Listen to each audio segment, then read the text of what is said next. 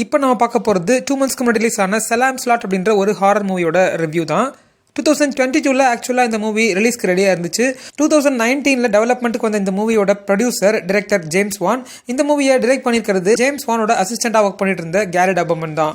Carrot அப்மன் ஒரு நல்ல screen writer தான். பட் இந்த மூவியில் டைரக்டராக ஒரு சில விஷயங்களில் அவர் கோட்டை விட்டார் தான் நம்ம சொல்லணும். இந்த மூவியை வார்னர் போஸ் கன்சிக்யூட்டிவாக புஷ் பண்ணிட்டே இருந்தாங்க. நிறைய ஆல்டர்னேட்டிவ் ரிலீஸ் டேட்ஸை கொடுத்து புஷ்பேக் பண்ணிட்டே இருந்தாங்க. பட் சம்ஹவ் இந்த ஹாலோவின் டைம்லையாவது இந்த மூவியை ரிலீஸ் பண்ணிடலான்ற மாதிரி நினச்சிருப்பாங்க போல இருக்குது. பட் இனிஷியலாக தேட்டருக்கு ரிலீஸ்க்காக ரெடியாக இந்த மூவியை HBO Maxல டேரெக்டாக அக்டோபர் 3 ஸ்ட்ரீம் பண்ணிட்டாங்க. அதுக்கு என்ன காரணம் அப்படின்னா, குவாலிட்டி வைஸ் இந்த மூவியில் ஒரு சில விஷயங்கள் கம்மியாக தெரியுது. ஜெருசலேம் ஸ்லாட் அப்படின்ற ஒரு டவுனில் நடக்கிற ஸ்டோரி தான். பட் இந்த ஜெருசலேம் ஸ்லாட் அப்படின்றது ஒரு ஃபிக்ஷனல் டவுன். ஸோ நம்ம ஸ்டீஃபன் கிங்கோட நாவலில் 3 முக்கியமான டவுன்ஸ் அடிக்கடி இடம்பெறும். ஒன்று டெரி, இன்னொன்று ஜெருசலேம் ஸ்லாட், இன்னொன்று கேசல் ராக். இந்த சலாம் ஸ்லாட் மூவிக்கு ராட்டன் டொமேட்டோஸ் வெறும் 46% தான் ஸ்கோர் கொடுத்துருக்கு. பட் 1979 வந்த ஒரிஜினல் 2 பார்ட் 3 ஹவர் மினி சீரீஸ்க்கு 89% ஸ்கோர் கொடுத்துருக்கு. ஸ்டீஃபன் கிங்கோட இந்த ஹாரர் நாவலை பேஸ் பண்ணி வந்த ப்ரீவியஸ் அடாப்டேஷன்ஸை கம்பேர் பண்ணும்போது இந்த மூவி அந்த அளவுக்கு மெமரபிள் ஒன்னா இருக்க போகிறது கிடையாது. But it is a worth watchable movie just for one time. அப்படி நரேட் பண்ணப்பட்ட ஸ்டோரி 2 ஹவர்ஸ்க்குள்ள சொல்லி முடியப்பட்டிருக்கு. ரொம்பவே வேகமாக சொன்ன மாதிரி தெரியுது. நிறைய லூசன்ஸ் இருக்கு. இந்த மூவியில் நிறைய கேரக்டர்ஸ்க்கு ஸ்டோரி ஆர்க் சரியாகவே டெவலப் பண்ணப்படல. குறிப்பாக இந்த மூவியோட மெயின் வில்லனான அந்த வேம்பயர் லார்ட் கர்ட் பார்லோ அப்படின்ற கேரக்டரோட அந்த ஆரிஜின் ஸ்டோரி, பேக் ஸ்டோரி, யார் இந்த கர்ட் பார்லோ, எங்கேருந்து வந்தான், எப்படி வேம்பயராக மாறினா, ஒரு ஹியூமன் டர்ன்டு வேம்பயரா, இல்லை பை பர்த் வேம்பயரா, இல்லை ஏதாவது கர்ஸ்னால சாத்தான் கிட்ட போட்ட டீல்னால எப்படி டெவிலாக மாறிட்டானா அப்படின்றத சொல்லியிருக்கலாம். அட்லீஸ்ட் ஃப்ளாஷ்பேக்லையாவது காமிச்சிருக்கலாம். முக்கியமான ப்ராப்ளம் என்ன தெரியுமா, இந்த மூவியை 2 ஹவர்ஸ்க்குள்ள முடிக்கணும் அப்படின்ற கண்ணோட்டத்தில் தான் கேரட் அப்மன் முடிச்சு கொடுத்துருக்காரு. பட் விஷுவல்ஸ்லாம் இந்த மூவியில் ரொம்ப சூப்பராக இருக்குது. அதெல்லாம் நம்ம பேட் மூவின்னு சொல்லவே முடியாது. ஹாலோவின் சீசன்ல ரிலீஸ் ஆயிருக்க இந்த மூவில விஷுவல்ஸ், சவுண்ட் எஃபெக்ட்ஸ் எல்லாமே பெர்ஃபெக்ட்டா இருக்கு. எந்த அட்மாஸ்பியர்ல எந்த சீனை எடுத்தா நல்லா இருக்கும் அப்படின்றத கேரட் அப்மன் அழகா தெரிஞ்சு வச்சிருக்காரு. ஒரு சீனும் அடுத்து என்ன நடக்க போகுது அப்படின்றதையும் ஈஸியா நம்மளால ப்ரெடிக்ட் பண்ற மாதிரி இருக்கு. அது ஒரு லூஸ் அண்ட் அது ஒரு நெகட்டிவ் பாயிண்ட் கண்டிப்பா சொல்லலாம். ஒரு சில சீன்ஸில் கேரட் அப்மன் பக்காவாக தன்னோட சினிமாட்டோகிராஃபியை கையாண்டிருக்காரு. பக்காவாக விஷுவலைஸ் பண்ணி காமிச்சிருக்காரு. குறிப்பாக அந்த டேனி அண்ட் ரால்ஃப் கிளிக் அப்படி 2 பசங்க பார்த்தீங்க அப்படின்னா வுட் ஸ்கூலில் நடந்து போயிட்டு இருப்பாங்க சூரியன் மறைஞ்சதுக்கப்புறம். அப்போ அந்த கர்ட் பார்லோ அப்படின்ற வேம்பயரோட ஹியூமன் ஃபேமிலி ரிச்சர்ட் ஸ்டேக்கர் அவங்கள ஃபாலோ பண்ணிட்டு போயிட்டு டேனி கிளிக்கை கிட்னாப் பண்ணிட்டு போயிடுவான். அந்த பையனை கிட்னாப் பண்ணிட்டு போய் அந்த வேம்பயரோட வேக்கிங்க்கு சாக்ரிஃபைஸாக கொடுத்துருவான்.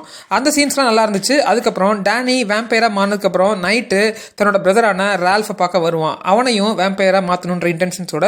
அப்போ அந்த பேக்யார்ட் சீன்ஸ் ரொம்பவே டெரிஃபிக்காக இருந்துச்சு. ஒரு மாதிரி மூடி, மிஸ்டி, கிளவுடி என்விரான்மெண்ட்டை ஹேண்டில் பண்ணியிருந்தாங்க. அந்த சீன்ஸ் எல்லாம் கொஞ்சம் ஆர்வத்தை ஏற்படுத்துற மாதிரி இருந்துச்சு.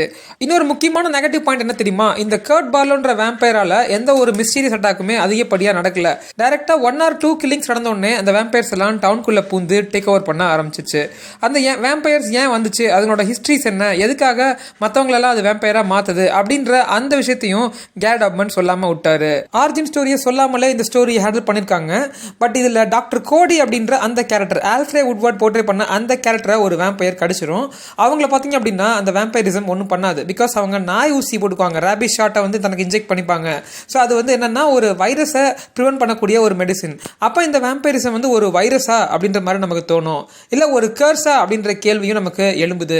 அதுக்கு என்ன காரணம் அப்படின்னா, அந்த வேம்பயர்ஸ்க்கு இருக்கக்கூடிய சூப்பர் நேச்சுரல் பவர். அது நைட்டு பார்த்தீங்க அப்படின்னா ஒரு மாதிரி மிஸ்டியா, புகையா, சல்லுன்னு பறந்து போகுது, மறைஞ்சு போகுது, கண்ணுக்கு தெரியாம இன்விசிபிளா ஹைட் ஆயிடுது. கர்ட் பார்லோ அப்படின்ற அந்த ஹெட் வேம்பயரோட ஆரிஜின் ஸ்டோரியை, பேக் ஸ்டோரியை சொல்லனாலும் டேட்டாபேஸ் என்ன சொல்லுது அப்படின்னா இவன் ஒரு டைப் 1 வேம்பயர் அப்படின்ற மாதிரி சொல்லுது.